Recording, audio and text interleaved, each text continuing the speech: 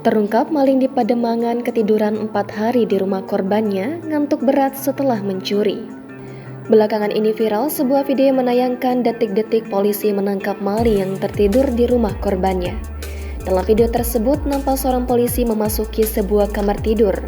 Di dalam kamar tidur tersebut, nampak seorang pria yang diduga maling tertidur di atas kasur. Polisi pun langsung membangunkan pria tersebut. Ketika ditanya alasannya berada di rumah orang lain, pria tersebut mengaku hanya ikut tidur. Dilansir dari tribunjabar.com, Panit 2 Reskrim Polsek Pademangan, Ibtu Syaiful Hidayat mengkonfirmasi kebenaran adanya aksi maling ketiduran di rumah korban. Syaiful mengungkapkan peristiwa tersebut terjadi di Pademangan, Jakarta Utara pada Senin 30 Oktober ketika pihaknya hendak menangkap pelaku. Adapun lokasi pencurian itu memang milik rumah seorang warga yang tidak ditinggali. Berdasarkan pengakuan pelaku, ia sudah tertidur di rumah tersebut selama 4 hari lamanya. Sementara pemilik rumah memergoki pelaku ketika hendak mengambil barangnya di rumah tersebut.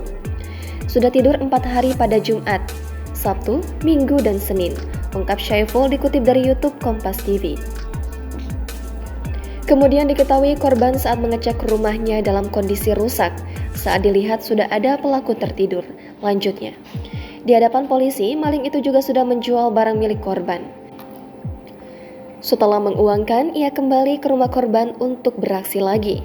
Syaiful menambahkan pihaknya mengamankan barang bukti berupa linggis besi hingga kompresor kulkas sebanyak 2 unit.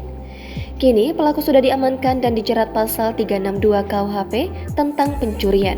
Ia terancam pidana penjara selama maksimal 5 tahun.